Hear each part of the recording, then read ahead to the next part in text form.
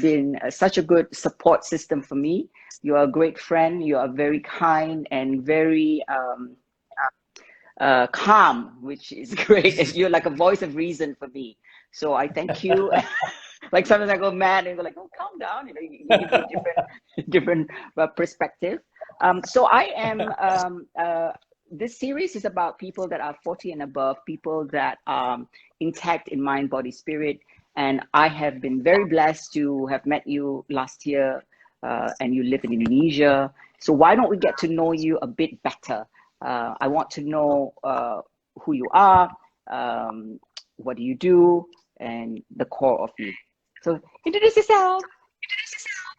Well, thank you, Miss Laila, because it's funny when someone says, "Hey, you're going to be interviewed," I said, "So why are you doing it?" I said, "Okay, come on, you don't understand. This is like going to prom and being invited by Sofia Vergara, who chose you over Chris Hemsworth. How can you possibly say no?" Oh, that's so sweet. No, I think So you're an incredible person, and I would like to talk to you more and let people get to know the force behind me that put some sanity in my head. Oh, I think you always had the sanity. Don't worry about that. I think you just needed a touchstone to make sure that, am I alone? No, you're not alone. Well, thank you for inviting me, and as you know, we've had a chance to get to know each other over some time and learn about, you know, the incredible things you are doing, and what is exciting to me, and what we've discussed is you're at a focal point, which is gaining momentum globally, and part of that is people being locked down for nearly 4 months have come to the realization of what's really important in life. And, you know, there are those who are, are in real difficult circumstances right now of trying to navigate what it means to be shut down and closed off from their daily routines and their daily living, and that's very disconcerting, and it's putting a lot of pressure on people. And then others have said, "My God, this is actually kind of an awakening, Yeah. which I get to shut my brain off and kind of be looking inside as to what my motivations in life are, and what's really important to me, and what do I really value, and what do I really cherish." And I think that's an interesting it's an interesting dynamic, because everyone has an excuse to stay at home because it's forced on us. It's not like a whimsical person between jobs saying, I'm pursuing gardening. Why would you do that? You're a banker. Well, I'm pursuing gardening. They have to be at work. So if someone says, "I'm pursuing gardening now," it's like, "Oh yeah, so what kind of garden you doing?" Right. Yeah, I'm going after the cherry tomato section. What about you? I'm doing kale. So there, it's this forced kind of pregnant pause, or as I say, putting the world economy in a forced coma, and how we are dealing with it in various ways is something that I think what you've been focusing on in your career, and where you are up to in your point, is this mind, body, spirit. And any imbalance to that is a manifestation of our stress levels. It's a manifestation of our health, of our relationships, how we look at the world. Do we wake up every morning, or we, as this is a great day and let's see what the world has to offer? Or as I was taught by a very fond professor I had in college, who was one semester away from completing his law degree, gave it all up because, and pursued his passion, which was political science and history. And he says, Edward, when you wake up and you say, damn it, it's Friday, or sorry, I have to rephrase that. Thank God it's Friday, and damn it, it's Monday. It's time to change your profession. Right. Right? Right. So I think this experience that we're all having, I think that question resonates with a lot of people because they've been able to be put into a quiet space and look inward and really find out, okay, what's important to me? How do I go about doing that? Hopefully in a way that is more positive to those I interact with and certainly to myself. For, how do I improve my mental and my physical health so that I attract, the same level of positive energy my way, rather than people who are, for whatever reasons, represent, a negative energy that can just bring me down to their level. And having that space to actually analyze that without any interruption. So I think it's interesting. I didn't answer your question as to what I do and my background. No, but it's good. It's a good point that you brought up, because then it will highlight what you do for a living. Because it's to us, you are a very successful businessman, and to have that and still spiritually intact, sometimes is a very rare combination. So let's well, that's a journey in all of itself. And, as you probably, like your journey, you learn by doing, and you're at the end of the day, hopefully you have more wins than losses to still be standing. Right. But I think to your point, and maybe to my background, yeah, I mean, we all have a different life's journey, and it teaches us things either early on or later and at different stages, right? So I think where I'm at and the things that I've done, initially growing up was pretty much out of fear and insecurity. I think those are probably the two biggest motivators in growing up. Like you, I came from a very large family. I'm a twin. And some people don't know that, but when they say, well, are you identical? I said, well, think of Arnold Schwarzenegger and Danny DeVito from the movie Twins. I'm the vertically challenged one. So I grew up with a big family, and all my brothers were all, very big guys. And I was a head shorter, but that's okay. But the insecurity and fear was, well, I just have to work harder and prove to everyone else that I can do what the big guys do, right? If I felt insecure that I wasn't smart enough, then I took the most challenging, advanced placement courses to challenge myself. Well, I can do that. And, luckily I was in an environment where I had parents who encouraged us, if you want to go do something, go do it. It's not going to be handed to you. Okay, well, that's what I did. And I think that's served me well throughout, obviously, my personal professional development where I'm at today. Today, it's less about being motivated by fear and insecurity and mostly motivated by eliminating the stress in your life. And that's a big change, because fear and insecurity is a stress motivator. And it's a good one. But I think today there's so much random noise out there, as you know. There's so much false information that gets, for whatever reasons, on the main screen and continues to perpetuate this climate of fear and insecurity that you would just basically have to saying, well, wait a minute, this is kind of nonsense now. And what you begin to find is you gravitate to people who you feel are authentic. You know, we all have our fears, we all have our insecurities, but we genuinely want to be around people who we feel are true and authentic. And I think that's going to help a lot, and has helped a lot of people get through this crisis. And just looking outward now, I only want to be around authentic people, just like you do. Yes.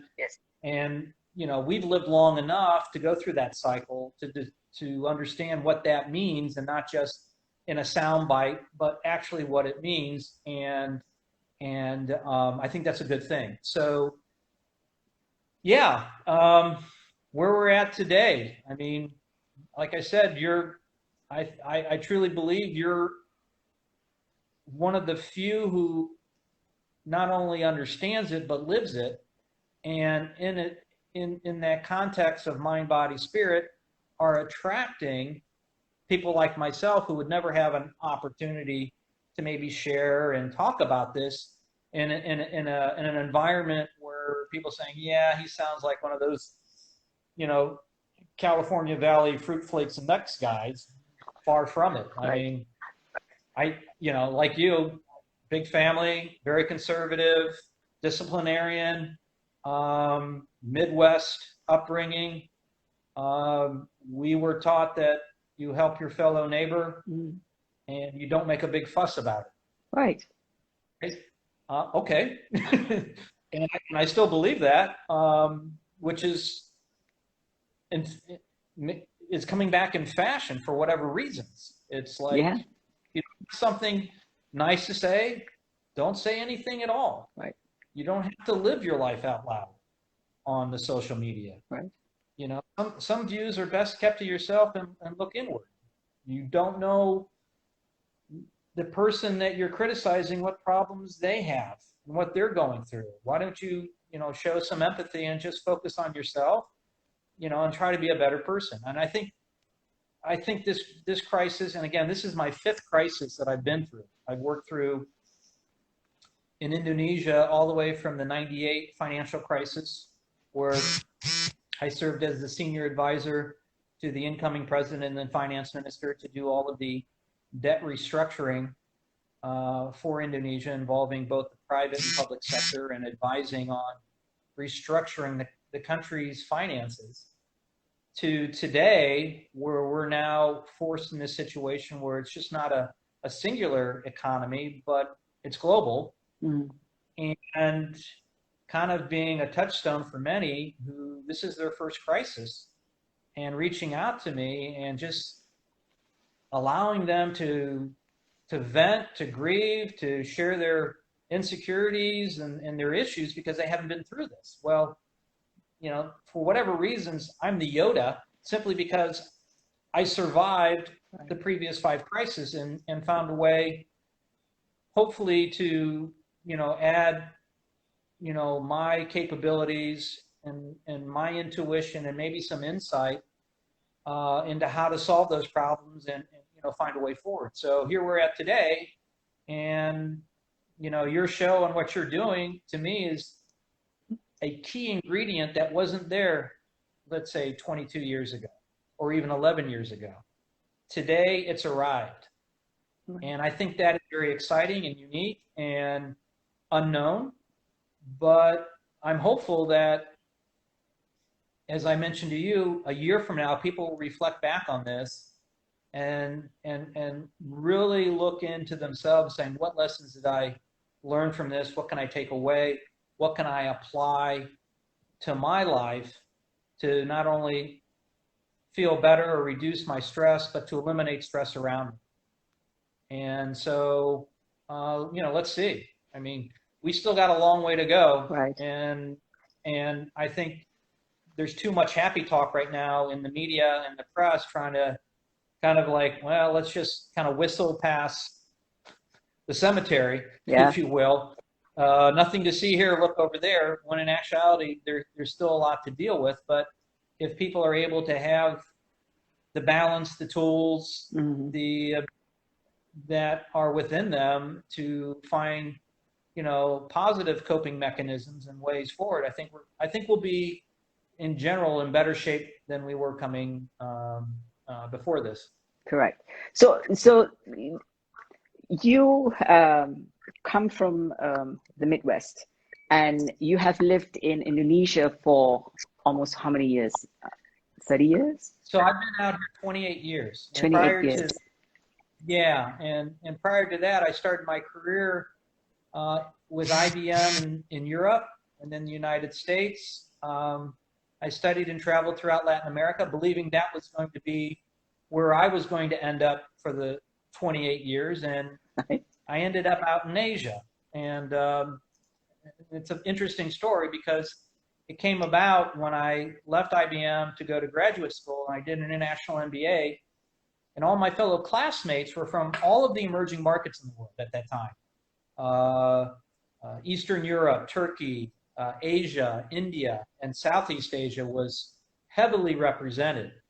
And we were learning about the miracle of Southeast Asia, the emerging tigers, okay? And all my fellow classmates, again, from these emerging markets, but the ones from Southeast Asia seemed to be the happiest, and they seem to be the richest. And I'm like, I know nothing about Southeast Asia, okay? I pretty much have studied and have visited and known culturally the rest of the world, but other than, you know, America's linkages to Vietnam during the war, I knew very, very little about Southeast Asia. So on the weekends, many of my classmates would come to my apartment, and I would proofread and edit their papers because English was not their first spoken language. And they always wanted to pay me for it. I said, no, I don't want your money. You're my classmate. Why would I do? Well, we would do this. And then, well, okay, I don't do that. But if you want to compensate me, I said, do me a favor. Make a dish from your home country, bring it over, we'll eat, I'll edit and proofread your papers, and then you're going to teach me everything about your country. Okay? What's life like there? You know, what do you do? What does your family do? How did you end up coming to the same program as I did? What are your plans when you go back after you complete your international MBA? You know, what's the future look like? And so it was a great way for me to learn and absorb what all of this success was of the emerging tigers of the 10 economies of Southeast Asia.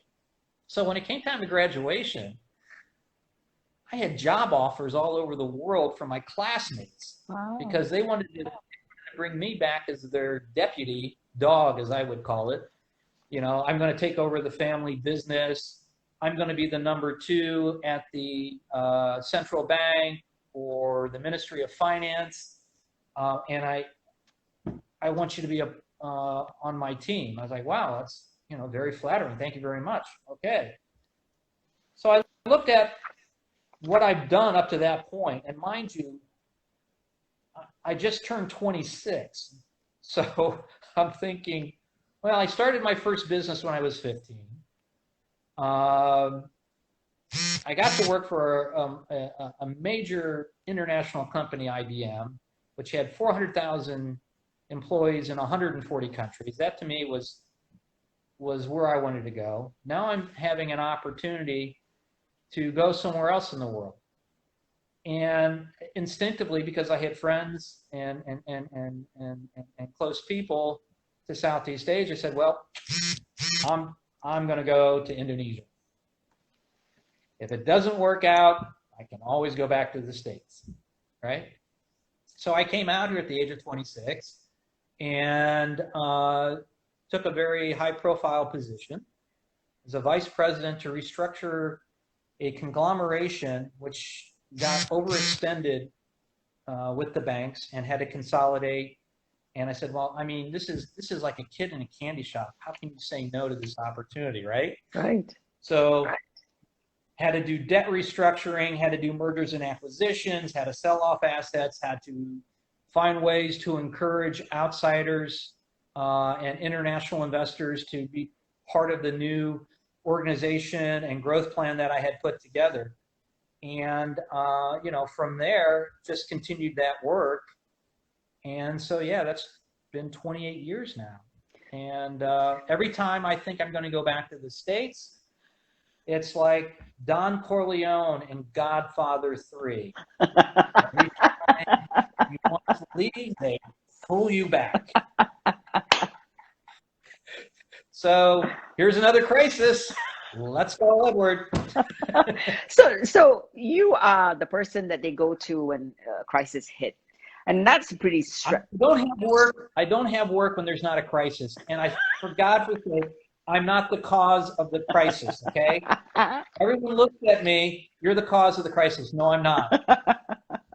I'm the emergency ward doctor in a triage room. I have to, and most of my job has been to how to save the patient. You're going to lose your leg, but we'll get you a new one.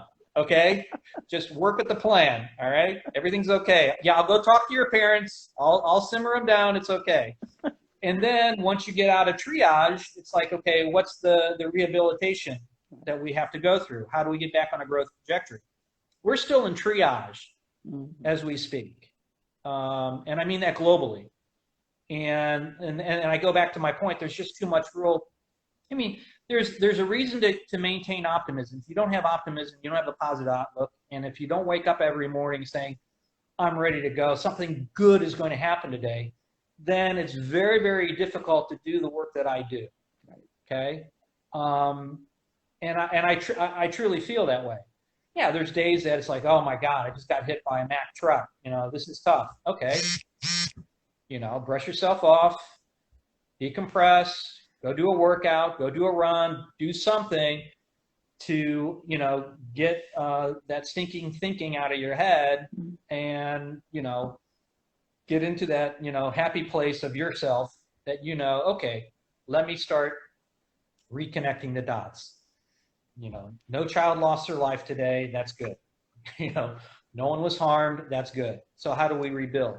And I think this is, my experience and what I've done is being translated to the work that you do, where you've had to, and we've had these discussions where you've had to pivot and to adjust to, and I don't like using the new normal. I just say it is what it is. Right. Okay. The new normal is, I just don't like that word. There's nothing ever normal. Yes. It's you pivot, you adjust, and you make the most of it. And I think those who can see it that way are going to do exceptional things. And they're going to look back on this and saying, well, it was painful. Wouldn't want to go through it again. Right. But it's a learning curve to saying, I'm prepared the next time. But most people are not as resilient, as experienced, or not positive enough to think the way you do. So how do you?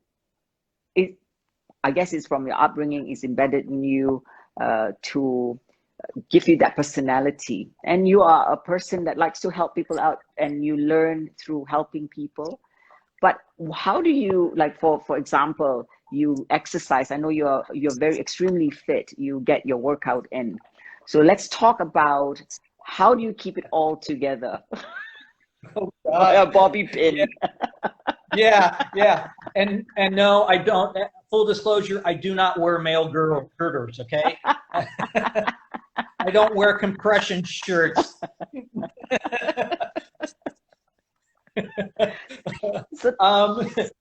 Well, I mean, so I started fitness at an early age. I mean, I started lifting weights when I was about 12 years old. And I started seriously training because, one of the avenues of growing up where I did was, you either are going to advance in life through your intellect or through your athletic capability. I mean, those were really the two options. I came from a middle-class family and a city of 50,000, which was pretty good size. Remarkably, my high school graduating class was 1,000, and people don't know that. Oh, that's pretty big. Well, yeah, it was. It was very big because our community was known as the sleeper community for the baby boomers. So everyone slept in, our community, and then they would go off to the manufacturing sectors in the bigger cities. so we had that whole baby boomer rush that came in and, you know, made families there, obviously, and we were one of them. Right. So, you know, I got involved in sports, and our parents encouraged it because they were both educators, and they knew that for young adolescent boys, if you're not in sports, you're in trouble. True. Right? Right. So we were encouraged to do sports, you know, because when you come home dead tired, you can't get in trouble, right? Right. You can't do any mischief. Right. Besides try to kill your other brothers in fights. But, you know, other than that, that's, you know, it's all good. So I noticed that I was pretty good at sports. And I go back to my growing up early of having a degree of fear and insecurity because I wasn't very large. I had to work twice as hard. So this is middle school, and I tell people this, and they just freak out. It's like, well, and I'll share the story. So in middle school, I played all the way up through college sports. So I was had a college scholarship and played sports there. But in middle school, in the middle of winter, now I'm just going to have to paint this for you. Imagine a 15-year-old teenager, and this is fun. Minus 5 Celsius outside, walking in winter boots, down to the community gym that opened up at 5:30 a.m. and he's the only one there. Okay, it was almost a mile walk. I walk there. I walk in, take off. I look like a snowman. Take everything off. I go work out, do a workout, get another mile to my middle school. Okay, and I was training constantly, and no one else was doing that. Right. But it was my sanctuary.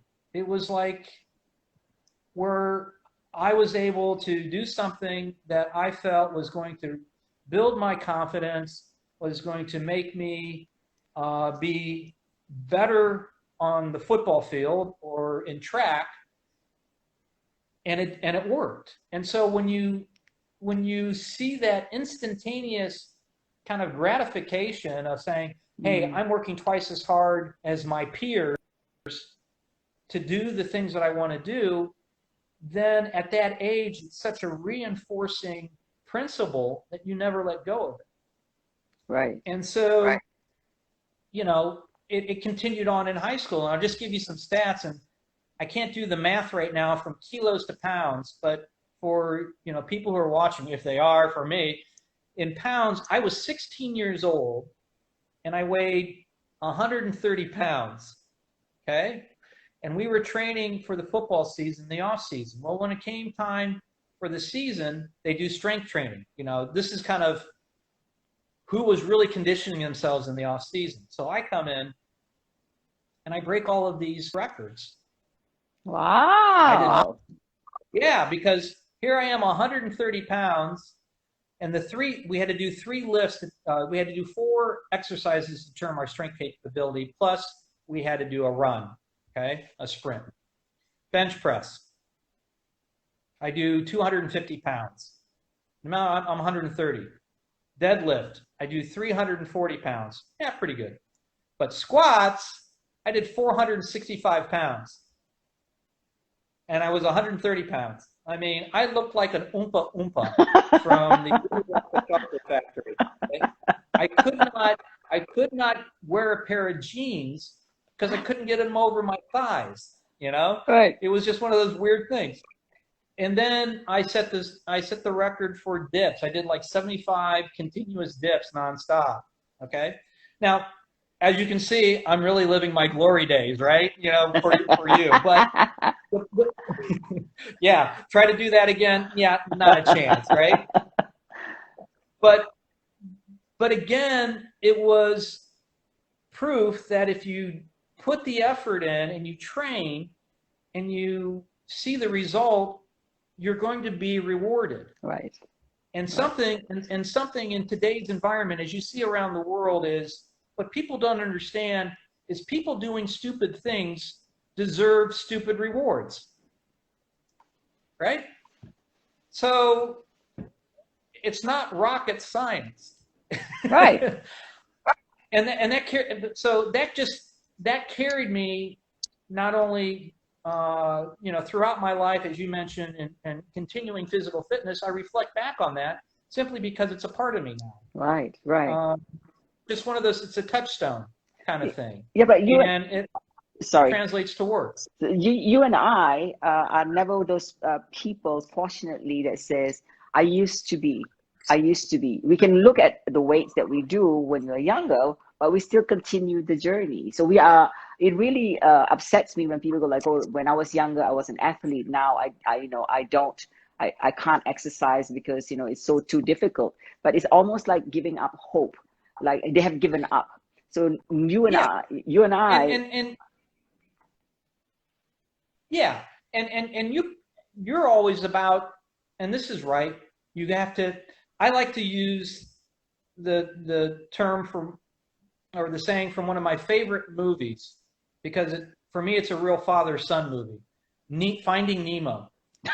Okay. Okay. I absolutely, that is like the ultimate father-son movie. Okay, but the best line comes from Nora.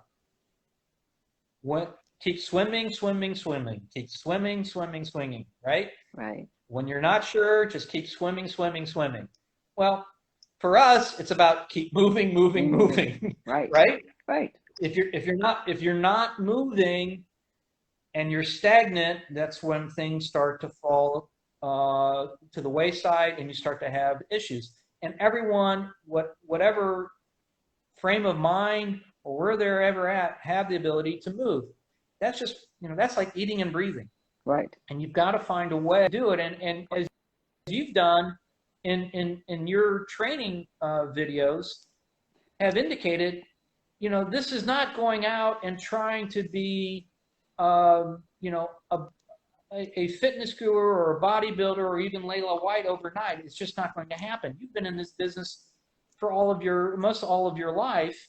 Well, and it shows, and it's good that you want to aspire to look like Laila White, but you have to understand you have to start somewhere. Right. And you have to keep motivated. And, we both know that it takes 21 days to either start a new habit or 21 days to stop a habit. Correct. So start slow. If it's walking 1,000 steps today, next week, make it 2,000 steps, and so on and so forth. The next thing you know, oh my God, there's your motivation. Now you're up to 10,000 steps. Right. And that's the key. Break it down into little parts, have a goal, strive for it. Hey, if you don't hit it that day, it's all right. So you are, I know your fitness regime is very intense and you work out almost every day. Even without the COVID, you are very fit in body. You are also fit in mind, as you are very calm and collected. And because of your job, you have to see solutions a lot faster than most people, because your job is to deal with crisis. Two questions that I want to ask you because Instagram only allows us to have like an hour, otherwise it shuts down. What do you do? What do you do for your mind, to quieten your mind? And what do you do? What is spirituality to you? And what do you do to feed your spirituality? Okay, well, and those are all excellent questions, and I'll try to keep it brief so I don't go off on any more tangents.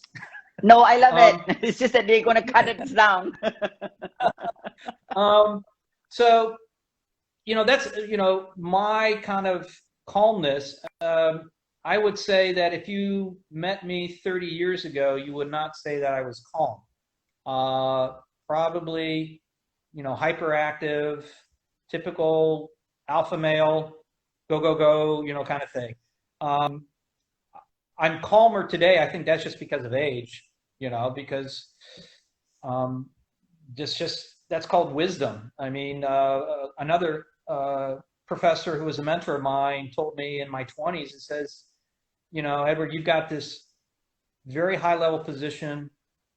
Most people your age would not be able to handle the the demands and the stress levels that you have in that role, he says, the only difference between you and me, and he was someone would be my age now, is wisdom.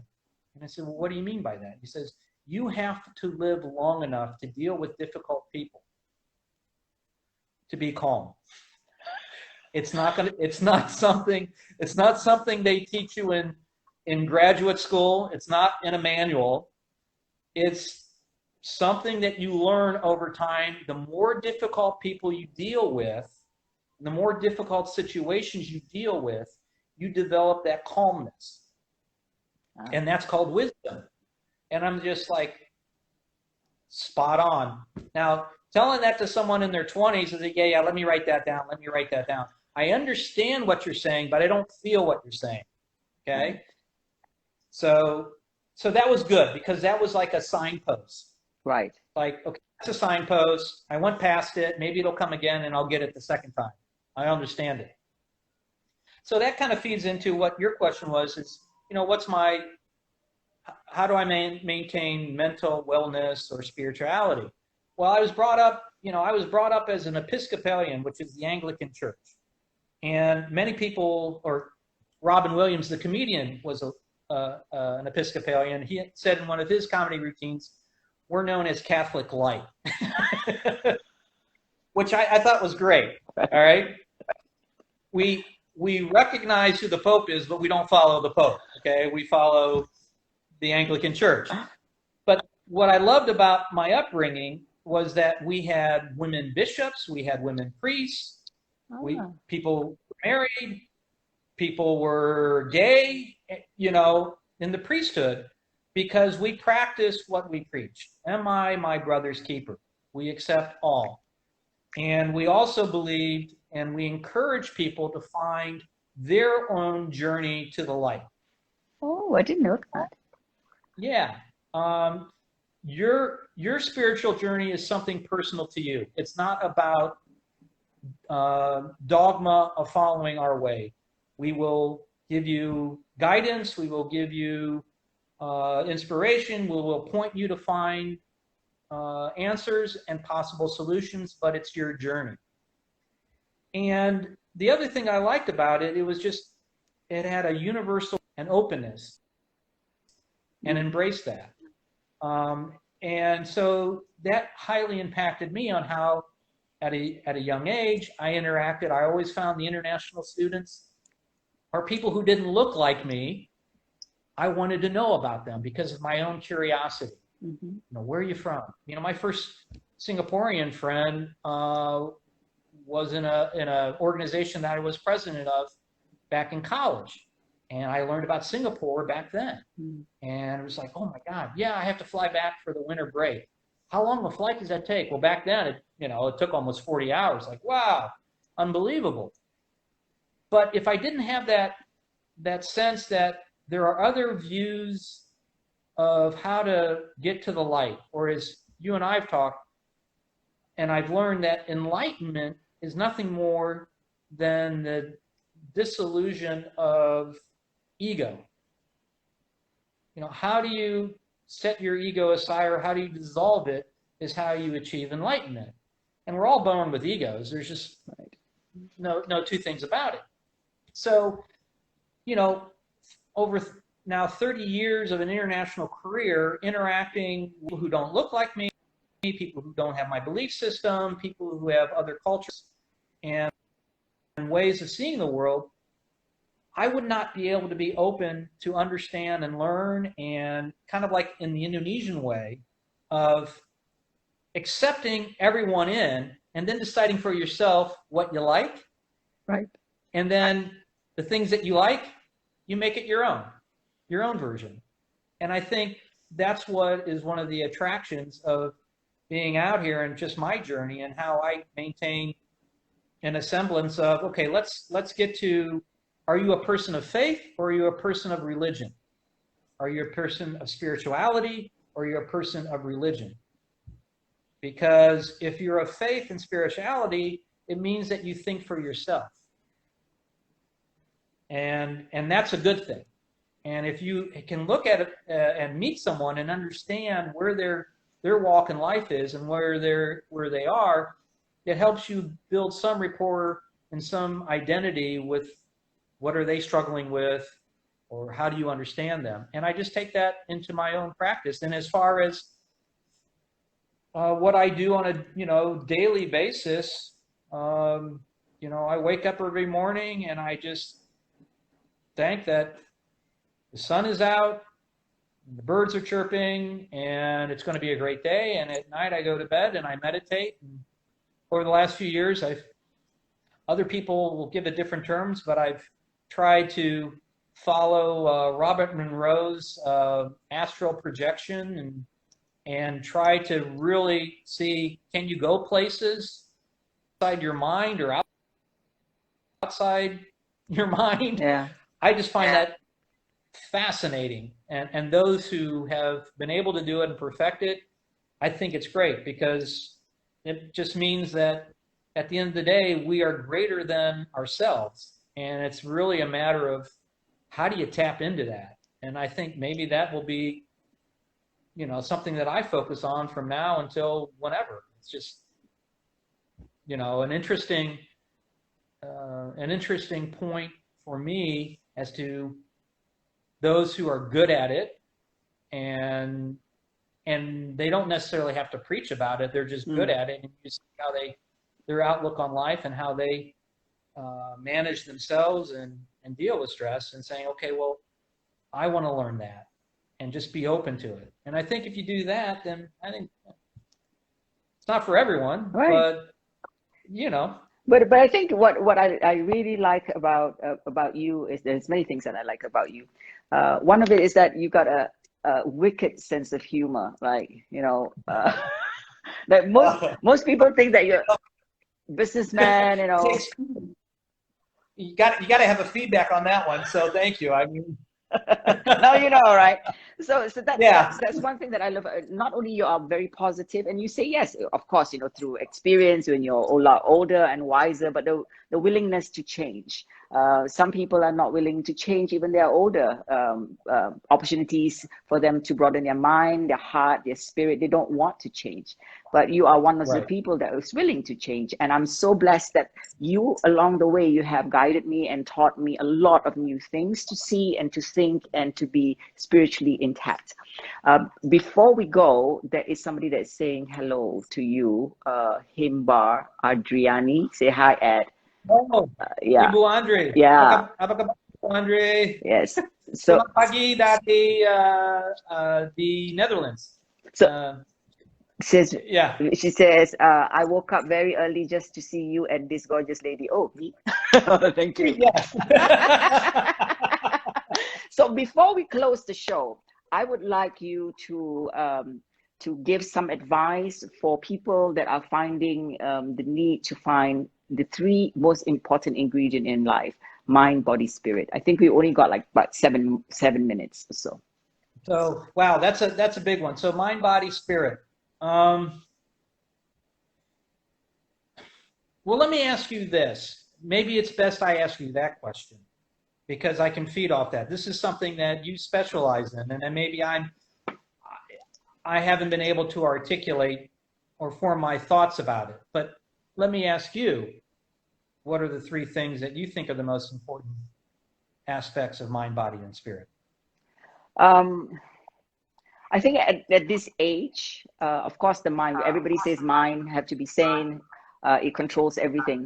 But for me now, the forefront of it is spirituality, not only to myself, but to the people around me, my community, and also Earth. I'm trying to do better because I believe that my time is just temporary here, and we are here to better ourselves.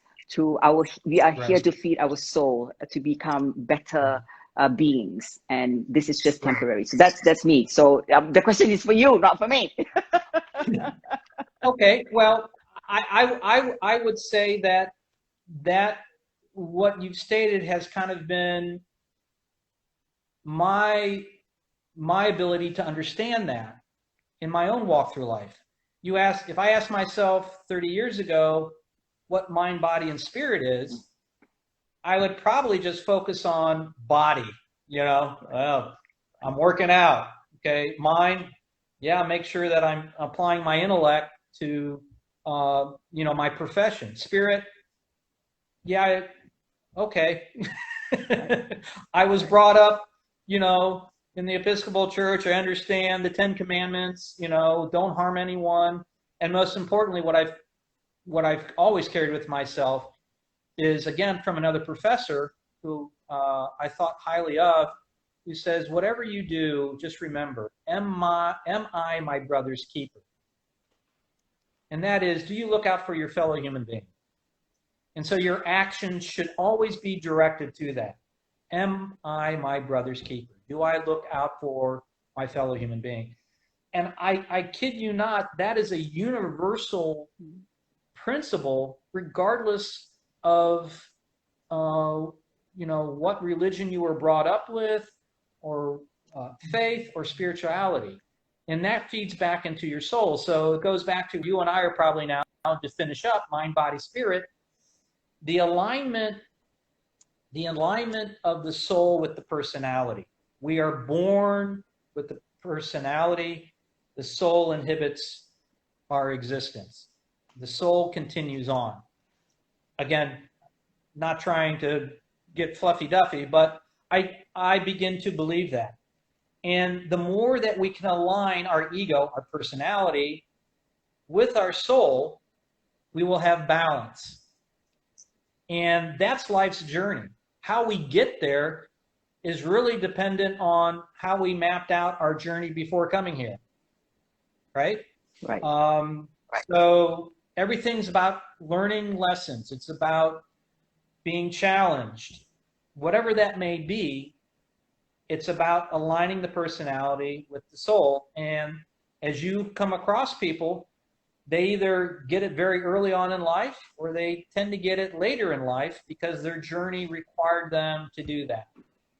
And those who, as you know, who have the privilege to live as long as we have, and had a goyang, existence, I mean, right?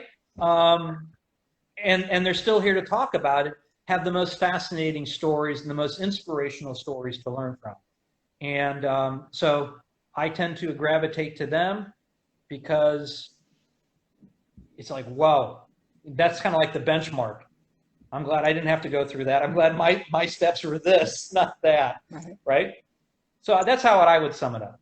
Oh, but you make it sound a lot more intelligent than the way I sound. Oh, no. Not at all. Not at all. So thank you very much for being part of my journey in life. Not only that, but being part of this show. I really wanted people to listen to your words, because you have been very important in part of my journey when, I did my TV show and advice for my future. You've always, like, if something I go like, oh, I'm stuck. And you go like, okay, tell me. And then, you make it so clear. So I really thank you for your time, especially taking, I know you're a busy man trying to fix crisis, but you took the time to to speak to me. So, well, thank you. And like I said, I you know me, but to me, it's truly a privilege that you chose me over Chris Hemsworth to be on your show. So thank you so much. I'll choose you anytime.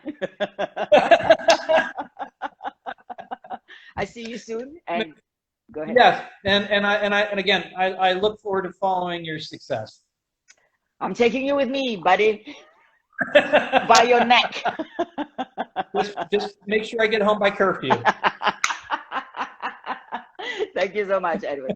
I'll see you soon. Okay. God bless. Thanks. Thank you. Take care. Bye. Bye-bye. Bye.